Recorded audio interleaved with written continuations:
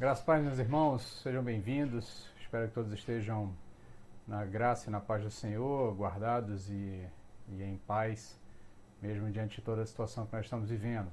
Nós vamos dar continuidade aqui às nossas aulas sobre Abacuque, ou melhor, nós já encerramos, né, a leitura e o estudo do livro de Abacuque. Nós vamos falar agora de alguns pontos periféricos, de alguns temas paralelos ali que são trabalhados dentro do livro de Abacuque, né?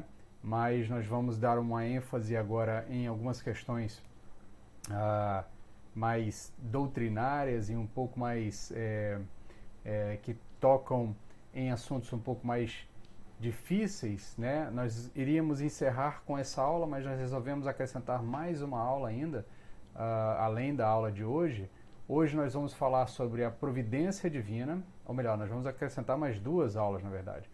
Nós vamos falar hoje sobre a providência divina, tá? Sobre o concurso de Deus na história e a sua providência. Nós vamos falar na semana que vem sobre o problema do mal, tá? Propriamente dita, suas abordagens teológicas, filosóficas, os questionamentos que são feitos. Nós vamos falar um pouquinho de Teodiceia semana que vem.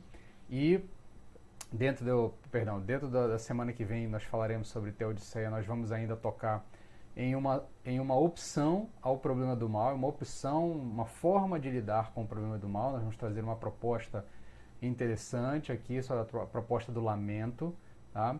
E na semana seguinte, na última semana então desse curso, envolvendo toda a temática de Abacuque, nós vamos falar sobre algumas respostas que podem ser dadas aos dilemas envolvendo questionamentos sobre a possibilidade do mal e a possibilidade de um Deus todo amoroso, todo bondoso. Na aula de hoje, nós vamos falar sobre o concurso de Deus na história e a sua providência. Nós vamos passear por bastantes livros, por muitos livros do texto bíblico. Então eu convido você aí a pegar a sua Bíblia, né? Ficar com ela à mão aí, porque nós vamos dar uma boa volta por alguns livros aí, passear por vários textos bíblicos para poder entender essa questão de um Deus providente e o seu concurso na história e a sua providência, tá? Então nós vemos aí que eu vou iniciar com uma fala do pastor anglicano Martyn Lloyd-Jones, tá? Um pastor inglês. Ele diz o seguinte em um dos seus livros, ele diz: a salvação de cada indivíduo está inserida num contexto maior de uma história dirigida por Deus. Nós normalmente temos a ideia de que a obra de Deus para as nossas vidas está ligada muito mais às coisas boas que acontecem na nossa vida, tá? E muitas vezes a gente usa essa expressão: Deus tem um plano para você, Deus tem um projeto para a sua vida, muito limitado ao conceito de que apenas Deus fará coisas boas para nós de alguma forma. Mas nós esquecemos que o plano de Deus é muito mais amplo, tá? Nós esquecemos que o plano de Deus, ele não se limita a realizar feitos na vida de um indivíduo especificamente. O plano de Deus, ele está abrangendo toda a criação. Por isso essa expressão aqui do reverendo Lloyd-Jones, que diz o seguinte: a salvação de cada indivíduo está inserida num contexto maior de uma história dirigida por Deus. Então a minha salvação, a sua salvação, elas são sim importantes para Deus, mas elas não são o objetivo final da ação de Deus. O objetivo final da ação de Deus é a redenção de todas as coisas, é uma história maior que está sendo redigida por Ele, está sendo dirigida por Ele, e nesse processo Deus vai salvando os seus amados, os seus eleitos. Tanto é que nós podemos perceber que a obra da redenção ela não se limita a transformar corações, mas transformar tudo o que foi criado. E aí você vai ver lá em 2 Pedro, na segunda epístola de Pedro, capítulo 3, dos versos 10 a 13, o apóstolo Pedro vai nos dizer o seguinte: virá, entretanto, como ladrão o dia do Senhor, no qual os céus passarão com estrepitoso estrondo, e os elementos se desfarão abrasados. Também a terra e as obras que nela existem serão atingidas. visto que todas essas coisas hão de ser assim, desfeitas, deveis ser tais como os que vivem em santo procedimento e piedade, esperando e apressando a vinda do dia de Deus, por causa do qual os céus incendiados serão desfeitos, e os elementos abrasados se derreterão. Nós, porém, segundo a sua promessa, esperamos novos céus e nova terra, nos quais habita a justiça. Colossenses capítulo 1, verso 20, o apóstolo Paulo diz: e que, havendo feito a paz pelo sangue da sua cruz, por meio dele, reconciliasse consigo mesmo todas as coisas, quer sobre a terra, quer nos céus. Então aqui nós temos a ideia de que, pela ótica bíblica, a história chega a um final determinado por Deus. Existe um planejamento de Deus, do qual a minha vida e a sua vida faz parte, do qual a minha redenção, a sua redenção faz parte, mas existe um planejamento de Deus para a redenção da sua criação, de toda a sua obra, de tudo aquilo que ele fez. Então, nesse sentido, a história ela não é feita por homens, mas ela é desenvolvida por eles. A gente vai tocar em alguns outros momentos dessa aula sobre algumas concepções teístas. O que é uma concepção teísta? É uma concepção que normalmente acredita na existência de Deus, mas é um Deus que se afastou, tá? É um Deus que simplesmente criou, estabeleceu regras, e aí ele sai, tá? Ele sai de cena e deixa que as coisas aconteçam segundo a sua regra. Aquela ideia do Deus relojoeiro, que ele deu corda no relógio, agora o relógio está funcionando pelas suas próprias engrenagens, pelas suas próprias forças, né? Pelas suas próprias leis. Mas o texto bíblico nos diz, aqui especialmente esse texto do apóstolo Pedro, ele nos diz que haverá um propósito de Deus para redimir todas as coisas. E em Colossenses também o apóstolo Paulo diz que a obra de Cristo na cruz, ela não está limitada à minha salvação e à sua salvação. A obra de Cristo na cruz é fazer paz por meio do seu sangue, reconciliando com ele mesmo, Cristo, o Criador também aqui, assumindo o papel de Criador também, né? Ele é o Logos de Deus, ele é a palavra de Deus que deu origem a todas as coisas. Mas então esse Cristo que realiza a obra redentora na cruz, ele realiza uma obra redentora para reconciliar consigo todas as coisas. Então o plano de Deus é mais abrangente. Uma vez eu fazendo uma mensagem, né, entregando uma mensagem sobre o plano de Deus para as nossas vidas, eu tentei usar aqui um paralelo com a ideia de pós-graduação. No Brasil nós temos duas modalidades de pós-graduação: pós-graduação lato sensu, pós-graduação stricto sensu, né? A pós-graduação lato sensu é essa que popularmente se chama de pós-graduação. A pós-graduação stricto sensu é o mestrado e o doutorado, né? Então, mas para níveis acadêmicos, né, a pós-graduação stricto sensu, ou seja, em seu sentido estrito, em seu sentido original, em seu sentido completo, é mestrado e doutorado. A pós-graduação em um sentido amplo, em um lato sensu, em um sentido mais abrangente, em um sentido mais abrangente mesmo, a melhor expressão é essa, são essas outras pós-graduações que a gente vê sendo enviadas. Então, nesse sentido, eu usei um paralelo aí para dizer que Deus tem um plano stricto sensu e um plano lato sensu. O plano lato sensu envolve a sua vida, as coisas que você vai fazer, as escolhas que você vai ter, com quem você vai casar, que curso de nível superior você vai fazer, que cidade você vai morar, que emprego você vai fazer, que emprego você vai aceitar, as escolhas da sua vida. Essas vontades de Deus para a sua vida são uma vontade lato sensu, tá? É uma vontade que ela está dentro de um plano maior. Qual é esse plano maior? É a coordenação de Deus na sua vida. Mas a vontade de Deus stricto sensu, tá? A vontade de Deus stricto sensu é a redenção de todos e o amoldar de todos os salvos à imagem e semelhança de Cristo, tá? Então, nesse sentido, para lhe ajudar aí nessa ideia, tá?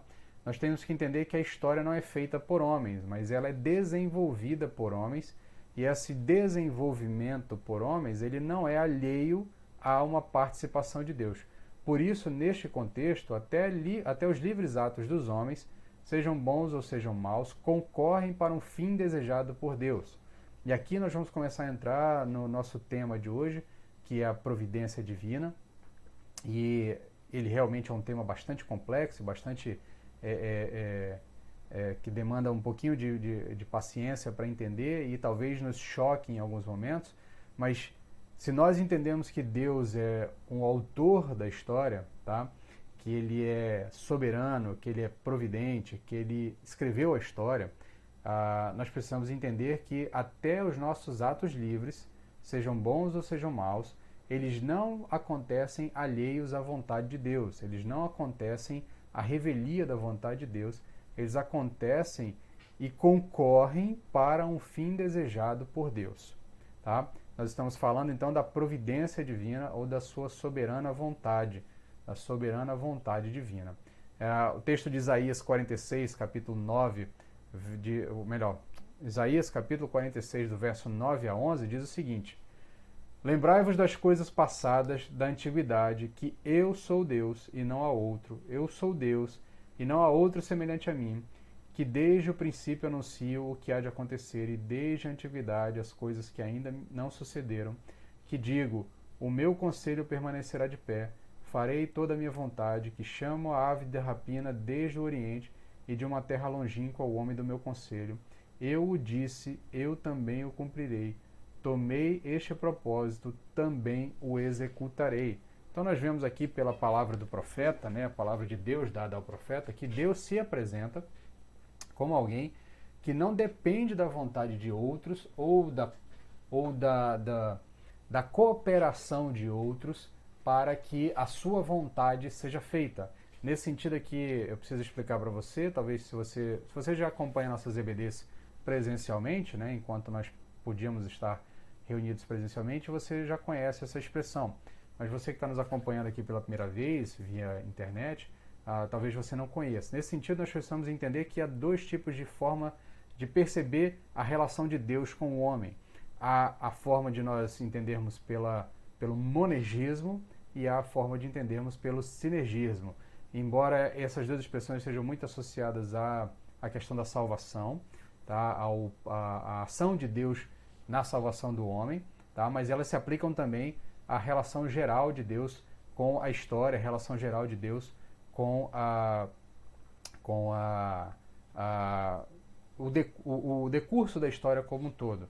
Então, o conceito de monergismo monergismo é energia única, né?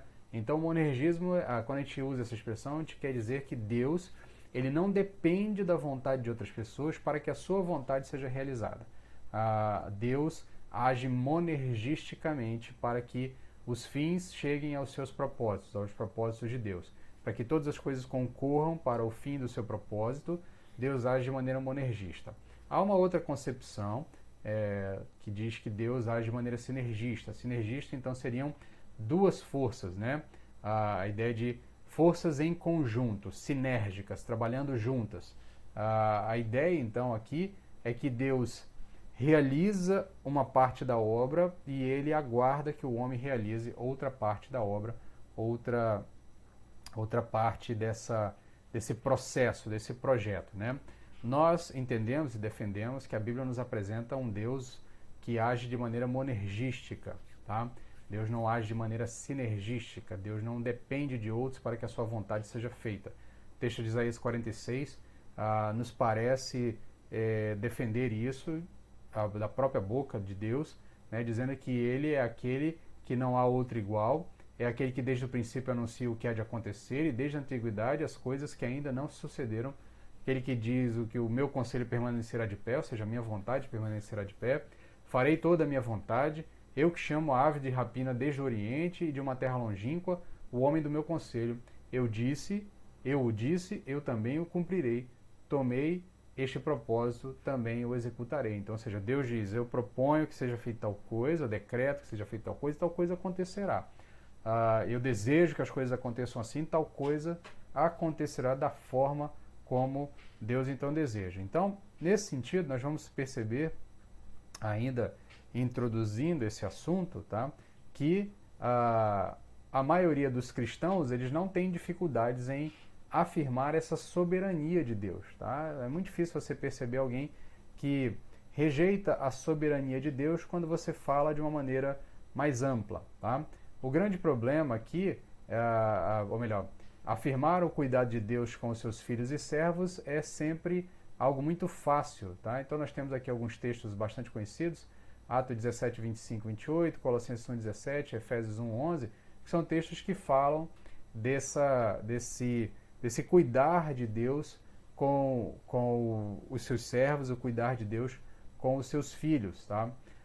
Ainda que existam alguns deístas, né, como nós citamos anteriormente, que creem numa espécie de Deus relojoeiro, esse não é o padrão. A maioria das pessoas, quando você diz que a vontade de Deus é soberana e que as coisas acontecem de acordo com a vontade de Deus, elas não têm muita dificuldade em afirmar isso, tá?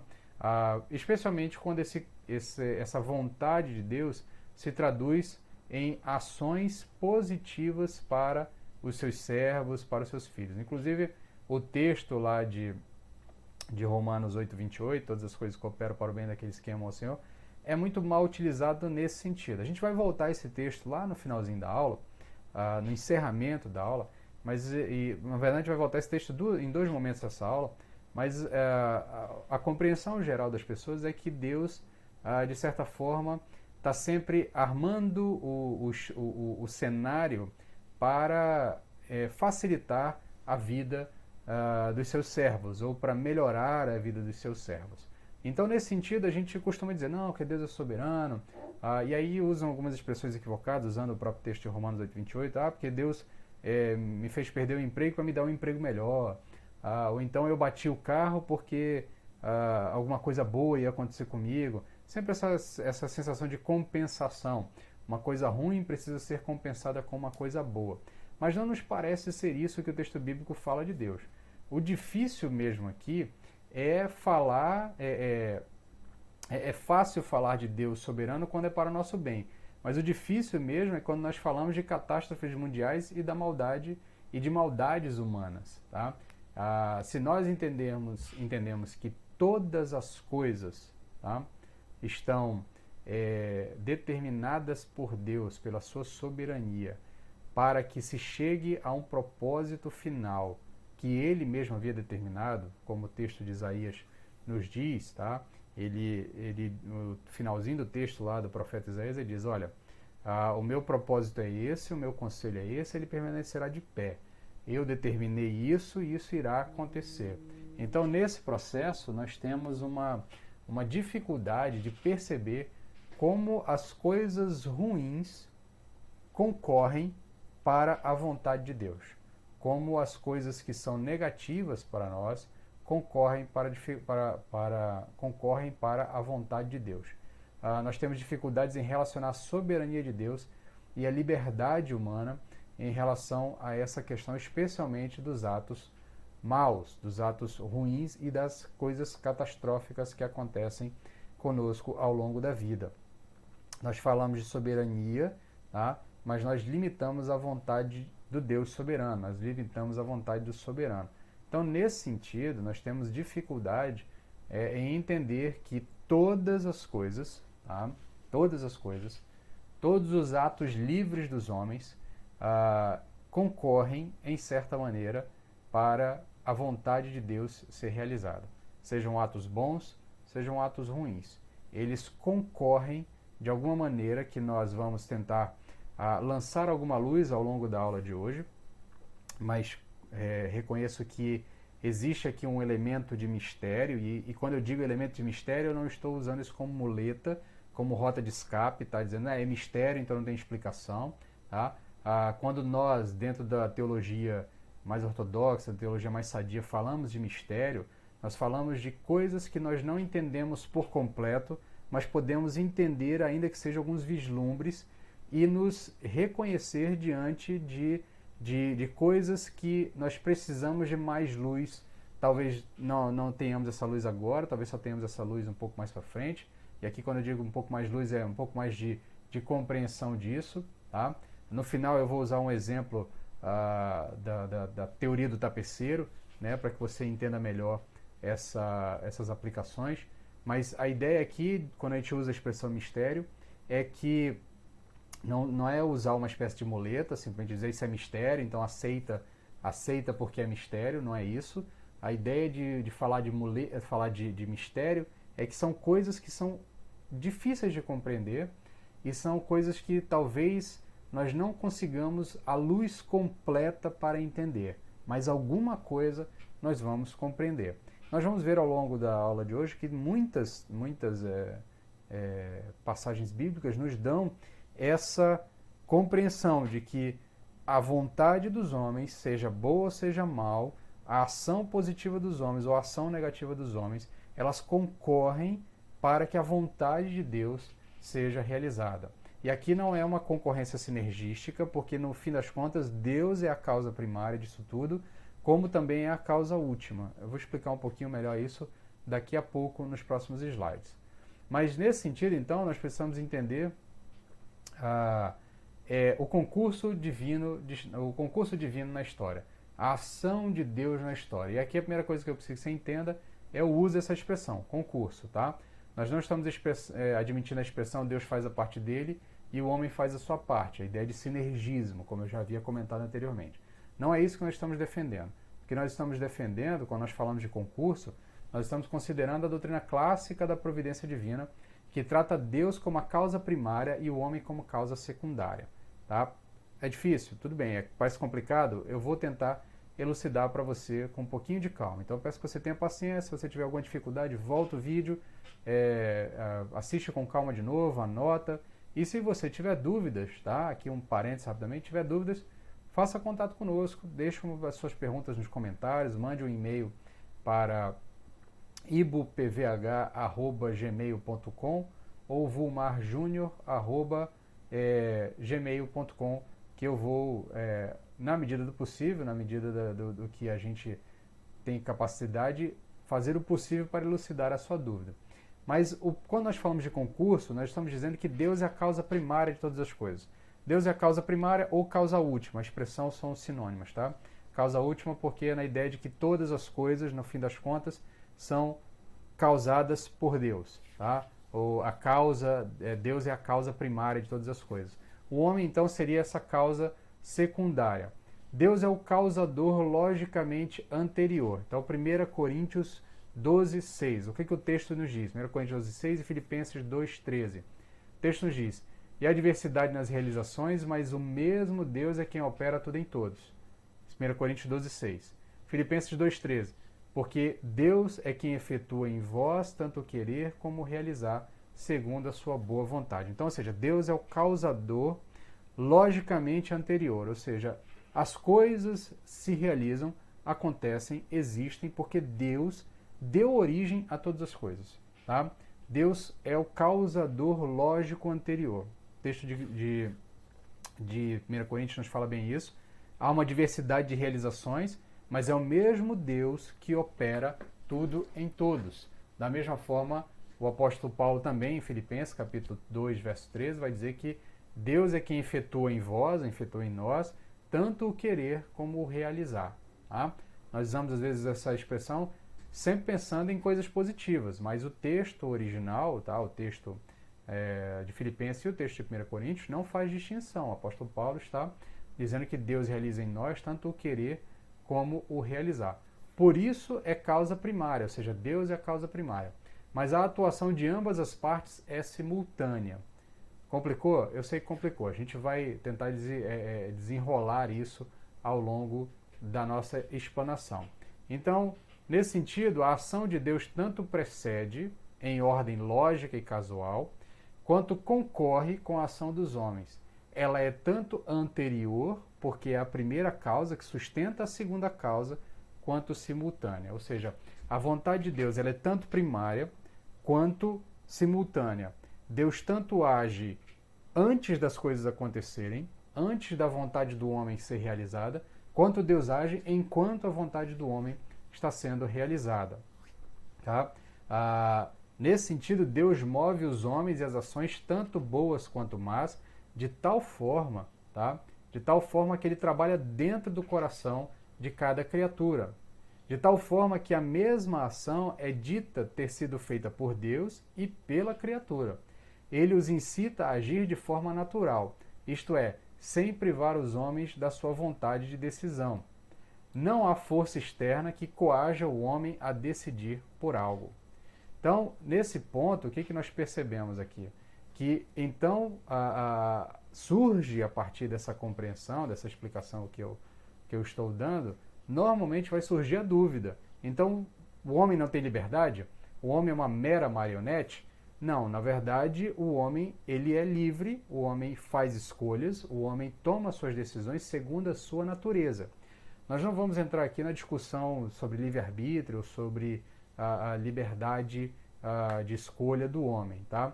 Nós vamos pressupor a doutrina clássica da depravação total do homem, de que o homem, na sua queda, no pecado, ele está afetado pelo pecado e, por ser afetado pelo pecado, ele está inclinado a tomar decisões que sejam condizentes com a sua natureza pecaminosa, tá? Mas, nesse sentido, Deus move os corações dos homens, tá? De maneira que o homem escolha segundo a sua natureza, que ele escolha segundo a sua natureza, mas isso não está alheio à vontade de Deus. O exemplo mais clássico aqui é a ideia de que Deus não é um espectador da história. Deus é o autor da história. Ele constrói a história para que as coisas aconteçam segundo a sua vontade. Deus não está torcendo para que o homem tome a decisão que ele espera que o homem tome, ou que ele deseja que o homem tome, para que então as coisas aconteçam com ele. Deus não tem uma espécie de plano A, B, C ou D, vários planos de contingência. Deus tem um único plano que está em andamento e esse propósito acontecerá de acordo com a sua vontade. Então, se Deus não agir no interior dos homens, inclinando-lhes à disposição para cumprirem os seus planos previamente traçados por Deus, ninguém poderia garantir que os seus planos seriam cumpridos. Nem o próprio Deus poderia predizer coisa alguma, tá? Ou seja, se Deus não agir no interior dos homens, se Deus não agir no coração do homem, inclinando esse homem a fazer aquilo que está de acordo com a natureza desse homem, tá? Para que o propósito de Deus seja atingido, nem Deus saberia o que aconteceria, tá? Então, nesse sentido, nós teríamos um Deus refém da vontade do homem, um Deus refém das escolhas dos homens, a ponto de ficar na expectativa. Será que ele vai escolher o caminho correto? Se ele escolher o caminho correto, então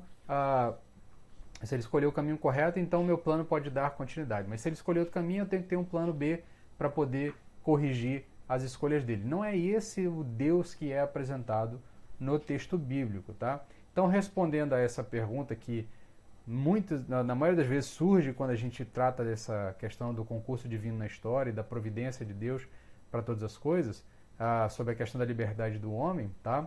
Sobre a questão dele ser uma espécie de marionete, uma espécie de robô na mão de Deus, é óbvio que de modo nenhum. Ou Deus escreve a história, ou ele assiste a história. Então, é isso que nós precisamos entender, tá? Nós precisamos entender que Deus não é adivinho das coisas futuras, tá? Deus não é adivinho das coisas futuras. E aí a gente vê pela primeira vez o texto de Romanos 8:28, que vai nos dizer que todas as coisas concorrem para o bem daqueles que amam a Deus. A gente vai ver o restante do texto mais para frente, mas o fato é que, nesse sentido, todas as coisas concorrem porque Deus determinou as coisas acontecendo desta forma, que sejam de forma concorrente a que a sua vontade para a vida dos seus e para a redenção dos seus seja realizada. Então, é importante entendermos essa concepção de que Deus é a causa original de todas as coisas, tá? Spurgeon, né, o pregador batista inglês, dizia que até mesmo as partículas de poeira no ar, elas seguem um caminho determinado por Deus. Jesus Cristo mesmo, falando com os fariseus, em um determinado momento, numa discussão, ele diz que vocês compram 2 passarinhos por 1 moeda, mas eu digo a vocês que esses passarinhos não caem ou não voam se Deus assim não determinar. E ali a ideia é de que o passarinho, a ideia ali é que o passarinho é um negócio totalmente sem valor, tanto que você precisa de 2 passarinhos, ou melhor, você precisa de 1 moeda só para comprar 2 passarinhos, ou seja, você precisa juntar 2 passarinhos para dar o valor de uma moedinha, uma moeda como se fosse uma espécie de 1 centavo, tá? Os dois passarinhos valeriam 1 centavo. Então, esses passarinhos não valem nada, não tem importância nenhuma, são coisas extremamente banais e triviais, mas até a vida desses passarinhos banais e triviais é determinada por Deus. É determinada de forma a só acontecer com eles alguma coisa de acordo com a vontade de Deus. Em outro texto vai dizer que nem um fio de cabelo da nossa cabeça cai se Deus assim não determinar.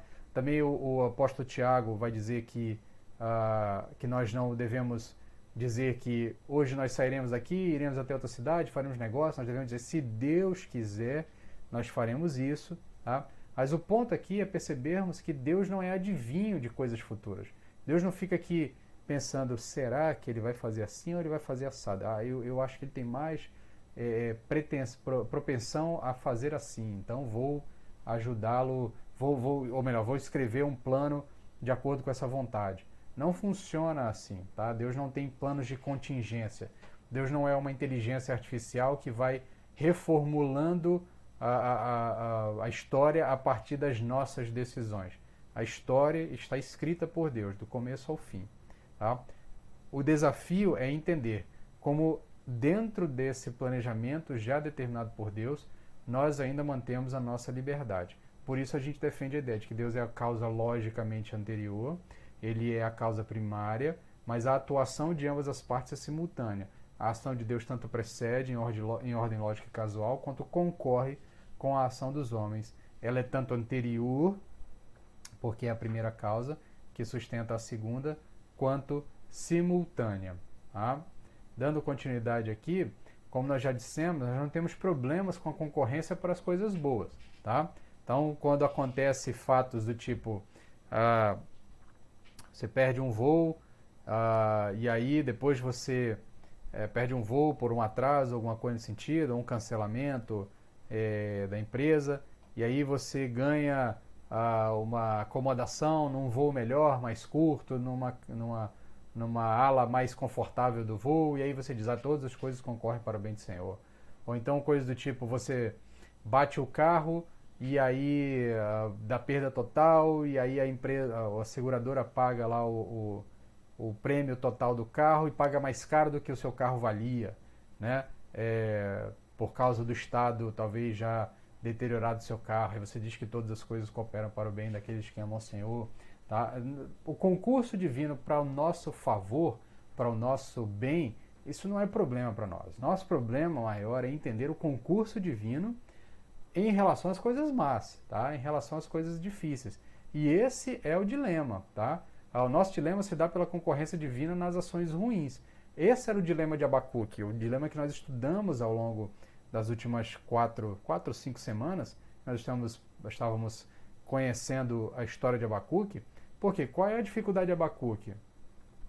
Deus, quando ele inicia o livro, ele dialoga com Deus, ele apresenta a Deus a sua queixa, ele diz que a injustiça impera na sua comunidade, no seu país, ele está ali sofrendo porque ele está vendo o seu povo vivendo em um estado de injustiça e aparentemente Deus não está fazendo nada, Deus está lá na dele, só assistindo aquela situação. Mas no fim das contas, o que nós percebemos é que o dilema dele é o desejo de Deus agir. E aí, quando Deus responde, Deus dá a primeira resposta no finalzinho do capítulo 1, perdão, Deus diz o seguinte, lá no verso 5 e 6. Olhem as nações e contemplem, fiquem atônitos e pasmem, pois nos dias de vocês farei algo em que não creriam, se lhes fosse contado. Estou trazendo os babilônicos, nação cruel e impetuosa, que marcha por toda a extensão da terra para apoderar-se de moradias que não lhe pertencem. Ou seja, Deus está respondendo para Abacuque, Abacuque, você está aí agoniado com a injustiça que o povo judeu está perpetrando sobre os demais cidadãos, a situação de vocês. Eu vou resolver a situação de vocês, mas eu vou fazer o seguinte, eu vou trazer os babilônicos. Eu vou trazer uma nação mais cruel, vou trazer uma nação mais impiedosa e injusta do que vocês. E essa nação injusta vai ser o cetro, a minha vara de correção é por meio dela que eu vou trazer disciplina para a vida de vocês. Então Abacuque, ao ouvir isso, ele diz, mas como assim, Senhor? O Senhor vai resolver o problema da desgraça com mais desgraça? O Senhor vai trazer juízo ao povo de Judá, trazendo mais desgraça ao povo de Judá? E esse é o dilema de Abacuque. Esse é o problema do mal em Abacuque. É o fato de que a desgraça que se abateria sobre Judá, perpetrada pelos babilônicos, porque os babilônicos não foram lá fazerem carinho, fazerem agrado, eles não pediram licença, eles entraram como um povo conquistador, e tudo que você conhece das histórias de invasões aconteceu. Todo tipo de violência, as violências cruéis da guerra, as mortes, as destruições, os abusos, as violências às mulheres, violência à criança, violência a idosos, a violência aos homens, aos guerreiros, tudo isso aconteceu. E isso aconteceu, o texto vai nos dizer, porque Deus trouxe essa nação para fazer isso.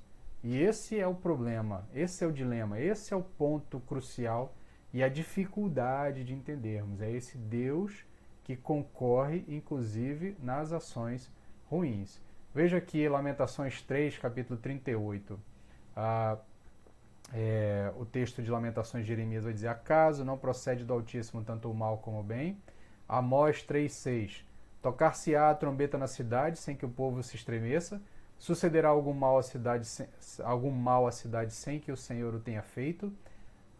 Então, nós temos ainda lá em Isaías capítulo 10, tá? Os assírios como o cetro da ira de Deus. Capítulo 10, versos 5 e 6 diz assim: ai da Assíria, cetro da minha ira, vara em sua mão é o instrumento do meu furor. A vara em sua mão é o instrumento do meu furor. Envio-a como uma nação ímpia contra um povo da minha indignação. Lhe dou ordens para que dele roube a presa e lhe tome o despojo e a ponha para ser pisada aos pés como a lama das ruas. Ainda em Isaías capítulo 10, verso 15, o texto diz: será que uma...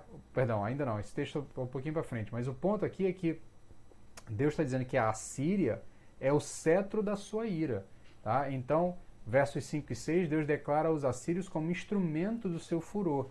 Da mesma forma como Deus faz com o reino do sul por meio dos babilônicos, ele faz com o reino do norte por meio dos assírios. Tá? Os assírios são o cetro da sua ira. Os assírios é que destruirão o povo do norte. Eles farão a justiça de Deus em relação ao povo do norte, ao reino do norte, mas farão isso dentro da vontade de Deus. Então, o versos 7 e 11, ainda nesse bloco ali do capítulo 10 de Isaías, vai dizer que os assírios, eles não se entendiam como instrumento de Deus. Eles agiam como se tudo o que eles estivessem fazendo de acordo com a vontade deles. Eles acham que eles são poderosos, eles acham que eles são grandiosos, são um povo guerreiro que faz o que bem entender, que é dono da sua vida em todos os aspectos, em todos os níveis, mas o texto depois, mais para frente, lá pelo verso 15, vai nos dizer, verso 12, vai dizer que Deus condena e pune a Assíria pela sua presunção de achar que fez tudo por conta própria. Então, o verso 15 vai dizer bem assim, Isaías 10, verso 15. Será que o machado se exalta acima daquele que o maneja? Ou a serra se vangloria contra aquele que a usa? Seria como se uma vara manejasse quem a ergue, ou o bastão levantasse quem não é madeira. Então, o texto vai dizer lá em Isaías, né, a palavra de Deus vai dizer que, na verdade, os assírios, ao não reconhecerem que eram instrumentos na mão de Deus, eles então demonstram uma soberba. Isso vai acontecer com os babilônicos também. No texto de Abacuque também é predito a destruição e o juízo de Deus sobre os babilônicos, pela mesma razão, porque eles se acharam donos de si, que estavam fazendo tudo de acordo com a sua vontade, não estavam entendendo que faziam parte do plano geral de Deus para o concurso da história, e eles são punidos, são destruídos, tanto os babilônicos quanto os assírios são destruídos. A destruição dos assírios vai estar relatada lá em 2 Reis, capítulo 19, verso 35 e 37, tá?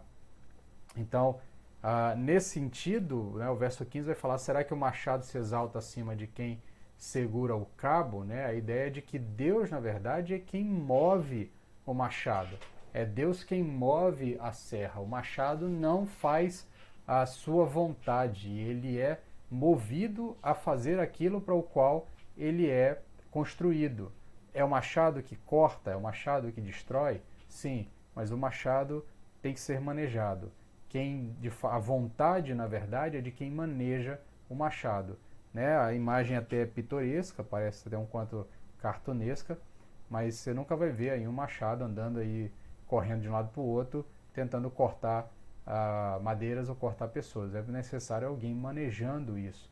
Então, nesse sentido, as vontades dos homens, elas concorrem com a vontade de Deus no sentido de que Deus está controlando todas as coisas, Deus está organizando a história, Deus está determinando o andar da história para que a sua vontade prevaleça no final, para que a sua vontade seja realizada, para que o seu plano seja realizado. O mesmo acontece com os babilônicos. Jeremias capítulo 51, do verso 20 a 24, é onde vai nos contar a destruição dos babilônicos. Dando continuidade então, nós vamos ver aqui uma série de textos bíblicos que vão nos mostrar esse concurso de Deus com a ação dos homens e especialmente as ações negativas. Tá? Então, por exemplo, Gênesis capítulo 50, verso 20, texto bastante conhecido, que é a história de José e de seus irmãos. O texto lá diz o seguinte, eu estou lendo na versão NVT, tá? Porque aqui tem uma questão de tradução, que a NVT traduz de uma maneira melhor. Talvez na sua versão, no meio da revista atualizada, na revista corrigida, você vá ver um pouquinho de diferença. O texto lá diz o seguinte, vocês pretendiam me fazer o mal, mas Deus planejou tudo para o bem. Colocou-me nesse cargo para que eu pudesse salvar a vida de vocês. A maioria das versões diz assim, vocês intentaram mal, Deus o transformou em bem. A ideia do texto não é bem essa, porque é usada a mesma palavra. Vocês intentaram mal, Deus intentou bem. Tá? No texto original, no hebraico, vai estar usando a mesma palavra, não é uma outra palavra. Então a melhor tradução é essa da NVT, vai trazer um pouquinho mais de lucidez ao texto, porque na verdade o que acontece? Os irmãos de José foi que venderam José. Os irmãos José fizeram mal a José. Os irmãos José desejaram a morte de José e o venderam, e por conta disso ele foi parar no Egito. Eles intentaram mal a José, mas Deus planejou tudo para o bem. Toda a ação dos irmãos de José, está dentro do controle de Deus, não é alheio à vontade de Deus. Isso não significa que Deus se agrada do que aconteceu. Tá? A gente vai ver um pouquinho mais para frente que o fato das ações malignas dos homens concorrerem para o plano de Deus, não significa que Deus esteja feliz com a ação maligna dos homens, nem que isente os homens de culpa em relação às suas escolhas equivocadas. Então, de fato, o texto nos ajuda a entender que, enquanto os irmãos de José intentaram o mal contra ele, ou seja, desejaram fazer o mal contra ele e fizeram o mal contra ele, Deus estava planejando para fazer o bem. Tá? As vontades caminham juntas, tá? Elas caminham juntas, mas estão dentro do controle geral de Deus. Tá? Outro texto bastante conhecido é o do faraó egípcio, lá no Êxodo. Tá? Êxodo capítulo 9, 34 e até o 10, o 2, é um texto um pouquinho mais longo, eu não vou ler ele todo, eu vou só citar para vocês, mas o texto diz, começa dizendo, começa relatando a ação de Faraó, dizendo que Faraó endureceu o seu coração, tá? E não autorizou o povo a sair. E mais para frente Deus então fala com Moisés e disse, vai ter com Faraó, vai conversar com Faraó, porque eu endureci o coração dele. Então, ou seja, tanto a ação negativa de não liberar o povo para ir prestar culto a Deus no deserto e libertar o povo é do Faraó, mas ao mesmo tempo você vê que o texto bíblico diz que Deus é quem endureceu o coração de Faraó. Então Deus é a causa primária e Deus também faz parte da ação secundária da escolha dos homens. Tá? Levíticos capítulo 27 a 8, a ordem para a santificação. O texto lá vai dizer assim, santifiquem-se, né? E depois Deus vai dizer no mesmo texto, eu vos santificarei. Tá? Então há aqui um processo de ação do homem, tá? De escolha do homem para a santificação, e ao mesmo tempo a ação de Deus na santificação do homem. Tá? Nesse sentido, isso não isenta os homens de responsabilidade por suas ações. Tá? Eles não são isentados da responsabilidade de suas ações. Não é porque eles fizeram escolhas que estão dentro da vontade de Deus que as pessoas serão isentas das suas escolhas, tá? Serão isentas das suas vontades. Tá? Nesse sentido, Tiago volta a nos socorrer aqui, ele vai dizer, capítulo 1, verso 13 a 14, que ninguém ao ser tentado diga, sou tentado por Deus, porque Deus não pode ser tentado pelo mal, e ele mesmo a ninguém tenta. Ao contrário, cada um é tentado pela sua própria cobiça, quando esta o atrai e o seduz. Então, ou seja, o homem faz escolhas negativas, escolhas malignas, escolhas ruins, ou seja, ele cede à tentação, atendendo o desejo do seu coração, atendendo a inclinação natural do seu coração, atendendo a inclinação da sua própria natureza. Tá? Ao contrário, cada um é tentado pela sua própria cobiça, quando esta o atrai e seduz. É complicado? O médico diz assim, eu sei, tá? Eu sei que é complicado, mas é o que a Bíblia diz. A Bíblia diz que a vontade dos homens não é independente da vontade de Deus, mas ainda assim os homens escolhem de forma livre, de acordo com a sua natureza. Apenas um pequeno parêntese, tá? Abra um parêntese, deixe de lado um pouquinho essa discussão toda, nós falarmos novamente um pouquinho sobre a questão de vontade e livre-arbítrio, tá? Popularmente se discute muito mal a questão do livre-arbítrio, tá? De uma maneira mais popular se discute mal a questão do livre-arbítrio, porque se tem a compreensão de que o homem é capaz de fazer escolhas isentas, tá? É capaz de fazer escolhas isentas. Nem os arminianos, tá? E aqui a discussão entre arminianos e calvinistas, nem arminianos defendem, tá? A ideia de que o homem é completamente puro para fazer boas escolhas, tá? É completamente puro para fazer boas escolhas. Inclusive, a discussão prioritária de calvinistas e arminianos, ou melhor, de arminianos para com calvinistas, não é nem sobre a questão da liberdade ou da depravação total. Está mais adstrita a questão da expiação universal e da expiação particular. O ponto da discussão maior, especialmente em Armínio, é essa. Mas o ponto aqui se discute mal, porque se tem a ideia de que livre-arbítrio é uma espécie de isenção, como se os homens fossem isentos, como se eles tivessem capacidade de arbitrar isentamente. O texto bíblico deixa claro que nós não temos uma natureza isenta, nós temos uma natureza pecaminosa, uma natureza inclinada para o mal. Logo, as nossas escolhas sempre serão tendenciosas para o mal, serão sempre tendenciosas a atender às nossas necessidades. Por isso, Tiago vai dizer, cada um é tentado pela sua própria cobiça, quando esta o atrai e o seduz. Ou seja, a cobiça é minha, a vontade de atender os meus desejos é meu. Isso não é me forçado por Deus. Tá? Isso não é ninguém. Deus não arrasta ninguém para o pecado. Deus não é aquele que te coloca em uma situação que você vai pecar porque ele é algum tipo de sádico que gosta de ver a sua criação sofrendo. Mas ainda assim o texto bíblico deixa claro que a vontade expressa dos homens ela não está alheia da vontade de Deus, ela não é independente da vontade de Deus. Isso é o que a Bíblia diz, mas me deixa aprofundar um pouquinho mais a complicação. Tá? Nós temos aqui o texto de 2 Samuel 24, de 1 a 10, 1 Crônicas 21, 1. Tá? Esse texto de 2 Samuel 24, de 1 a 10, vai falar do momento em que Davi desejou fazer um censo que Deus havia dito para ele não fazer. O texto lá de 2 Samuel vai dizer que Davi desejou fazer o censo, tá? E Deus então vai o punir porque Deus havia dito que ele não deveria fazer o censo. Mais para frente, em 1 Crônicas, essa história é recontada, e lá em 1 Crônicas, quando essa história é recontada, diz que Satanás induziu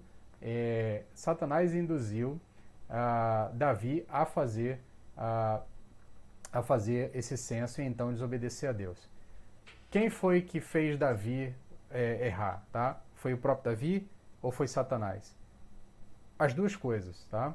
E as duas coisas estão dentro do controle de Deus. Isso nós vamos ver em Jó.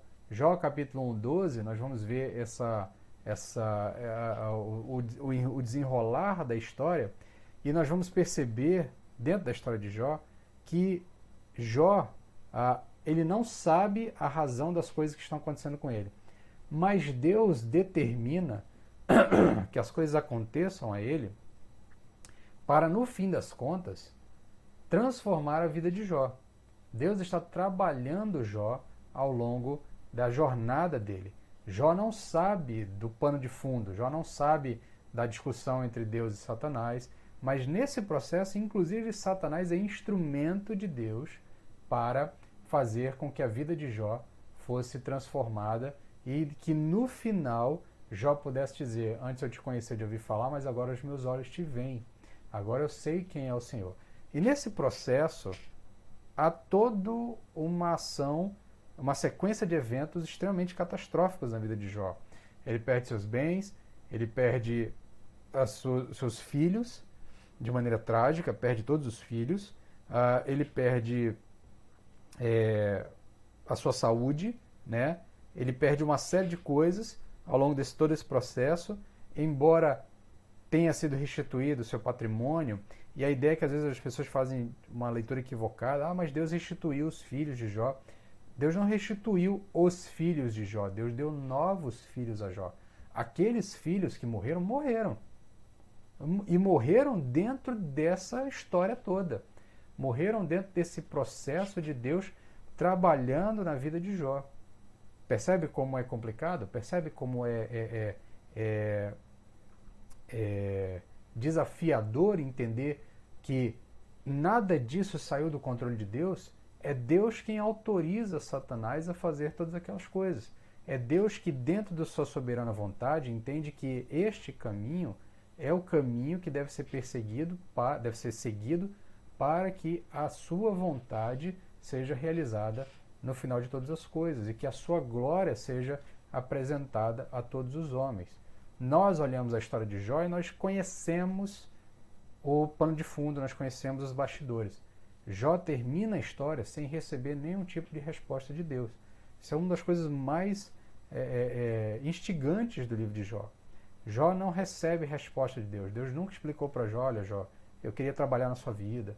Então, nesse sentido, às vezes fica até estranho, porque às vezes as pessoas dizem: quando alguma coisa acontecer na sua vida, não pergunte por quê, pergunte para quê.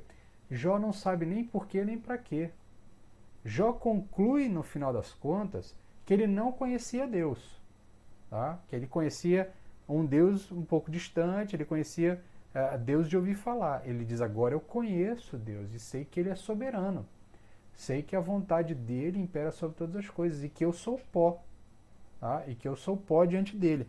Então, nesse ponto, entender esse concurso divino exige de nós compreender que as coisas não acontecem alheias à vontade de Deus.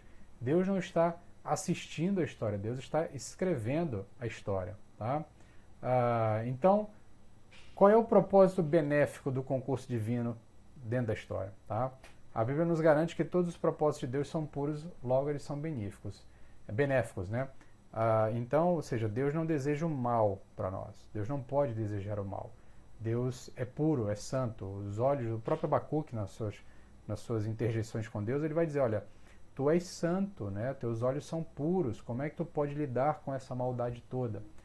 O que nós precisamos entender é que Deus tem propósitos puros, tá? Os inúmeros exemplos de como Deus conduz a história de forma redentora, ainda que por meio de atos de atos mal intentados pelos homens, tá? De atos mal intentados pelos homens, existem exemplos inúmeros do texto bíblico que nos levam a essa compreensão. Jó e Abacuque são dois textos bastante conhecidos, que nós já citamos, tá? Ezequias capítulo, ou melhor, a história de Ezequias, 2 Crônicas 32, 25 a 26, verso 31.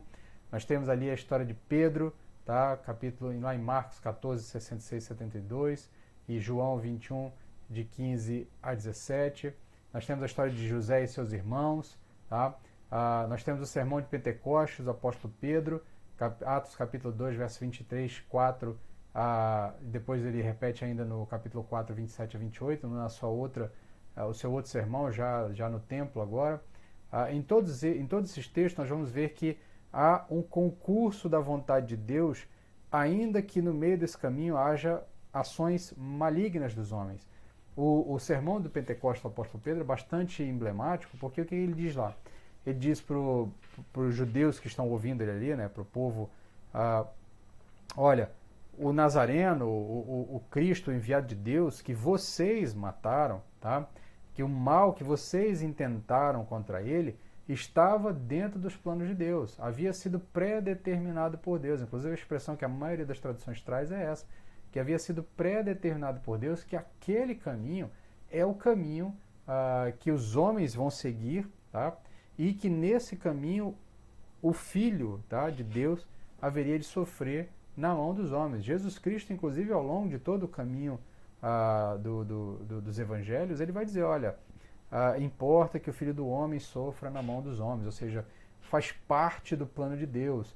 A maldade dos homens, tá, para com Jesus Cristo estava nos planos de Deus. Então, e quem então é o autor de tudo isso? Os homens ou Deus? Tá?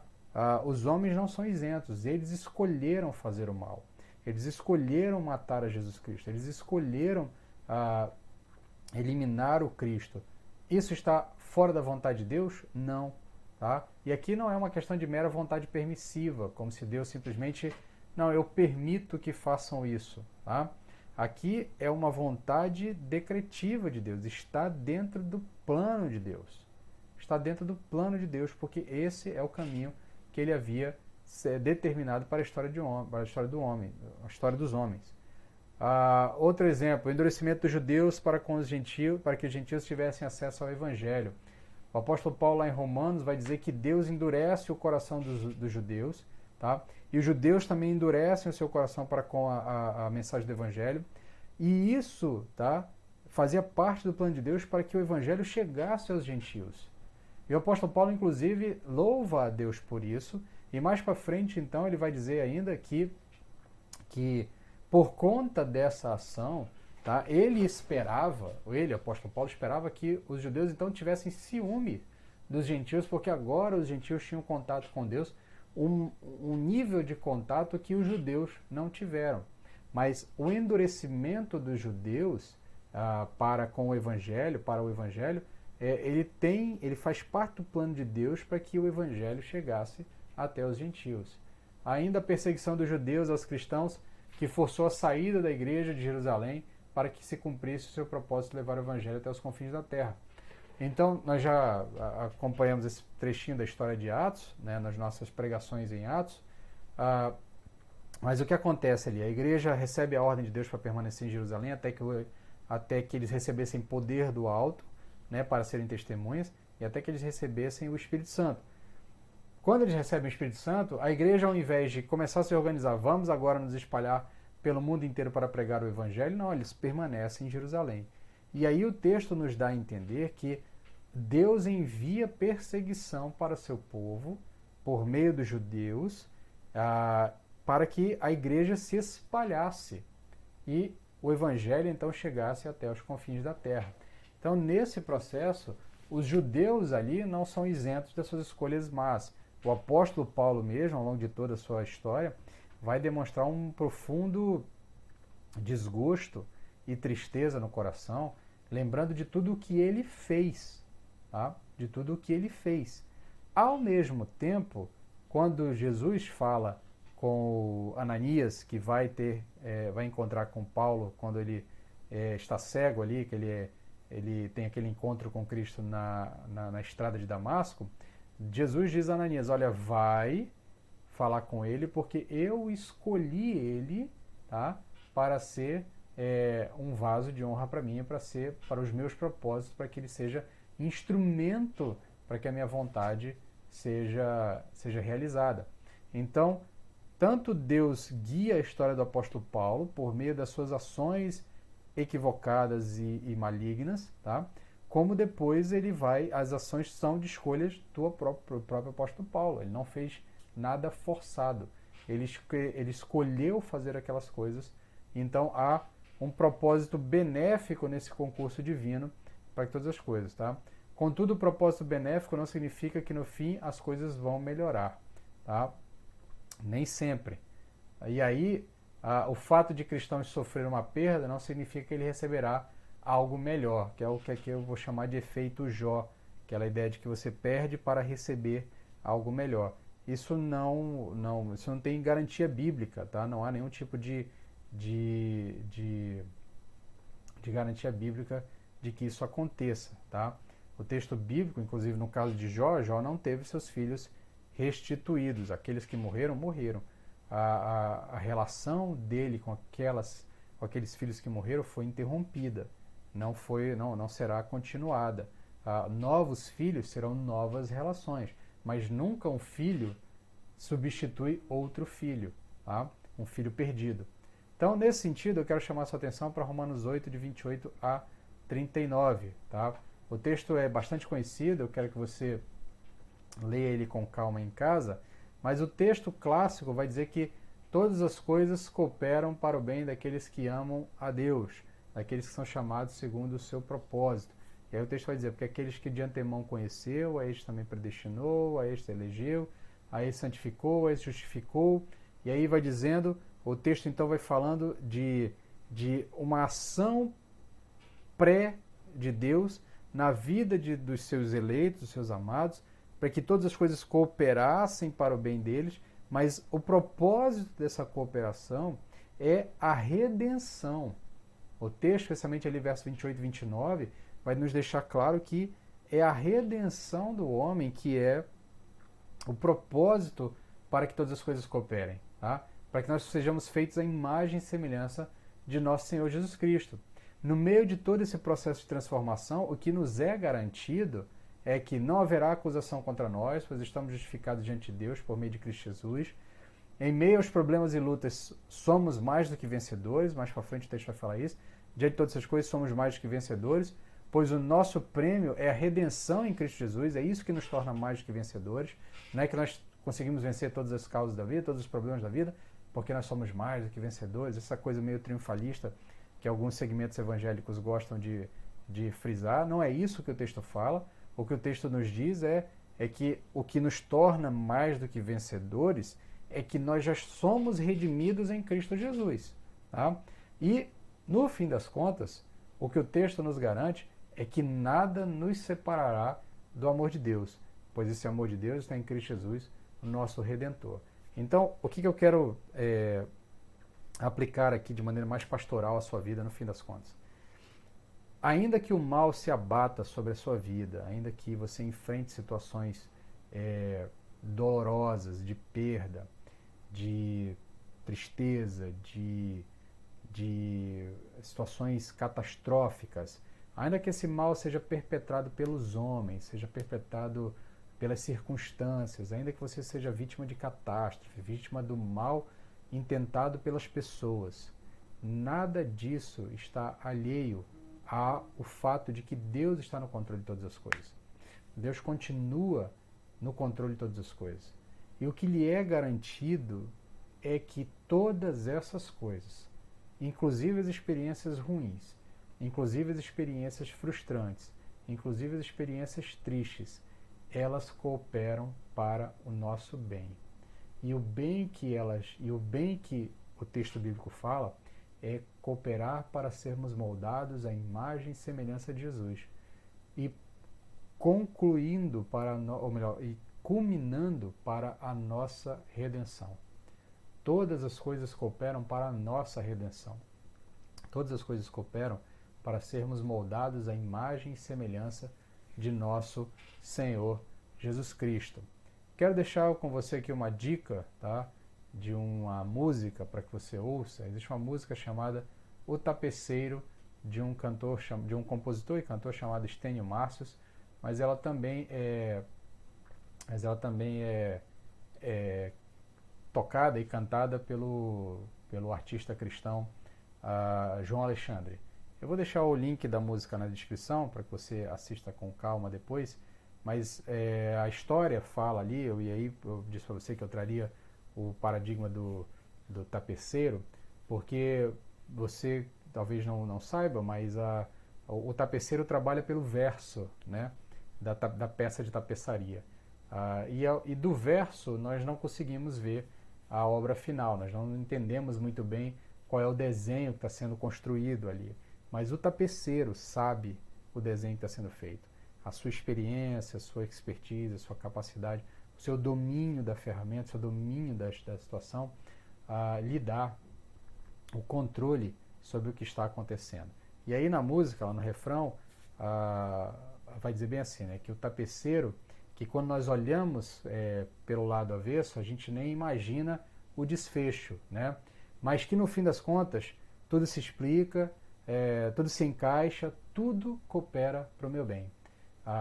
Quando se vê pelo lado certo, muda-se logo a expressão do rosto, a obra de arte, para a honra e glória do tapeceiro. Então a ideia é que quando você, lá no fim das contas, vai olhar a história construída por Deus, você vai perceber, de fato, esse era o caminho que eu deveria ter seguido. Essa era a melhor coisa para mim. Ainda que no meio desse caminho, coisas duras e ruins tenham acontecido, coisas tristes e não desejáveis a ninguém tenham acontecido. No fim das contas, tudo se explica, tudo se encaixa. E a nossa ação é confiar que temos um Deus que sabe o que está fazendo, que Ele não ignora a nossa dor e que Ele não ignora a realidade que está acontecendo. Deus não está sendo pego de surpresa. Deus sabe, Deus ele é providente e todas as coisas concorrem para um propósito benéfico para as nossas vidas. E o propósito benéfico do concurso divino é a redenção das nossas vidas, a redenção completa e a transformação de nós por completo. Convido você agora a baixar sua cabeça para nós orarmos para encerrar essa aula. Espero que ela fale ao seu coração. Eu sei que o tema é um pouquinho espinhoso e complexo. Dúvidas devem ter surgido. Se você tiver dúvidas, faça contato comigo para que a gente possa explanar essas dúvidas e melhorar a explicação de maneira que você possa ser abençoado. No fim das contas, nós precisamos confiar que Deus tem o controle sobre todas as coisas e nada escapa à vontade de Deus. Vamos orar?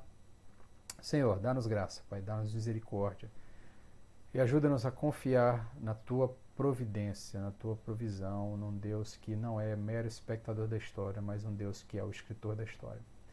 Abre os nossos corações, dá-nos o entendimento necessário para fazermos a Tua vontade. Nós possamos compreender que, inclusive, as coisas ruins que nos acontecem cooperam para o nosso bem. Ainda que nós não entendamos muito bem por que elas aconteceram, ainda que nós não tenhamos a explicação da razão pela qual essas coisas aconteceram, mas nós queremos confiar que o Senhor tem o controle sobre todas as coisas e que no fim das contas perceberemos que a Tua glória foi dignificada e que o Senhor, que a Tua vontade é melhor, que a Tua vontade é pura e agradável. Ajuda-nos, Pai. É o que te pedimos, em nome de Jesus. Amém. Amém, meu querido. Fique na paz. Se Deus nos permitir, semana que vem nós damos continuidade a essas nossas aulas, ainda dentro desse contexto de Abacuque e da questão do mal e da questão do dilema que nós vivenciamos com isso. Convido você a domingo que vem, esse mesmo horário, aqui nesse mesmo canal, para que você possa acompanhar a continuidade. Fique na paz.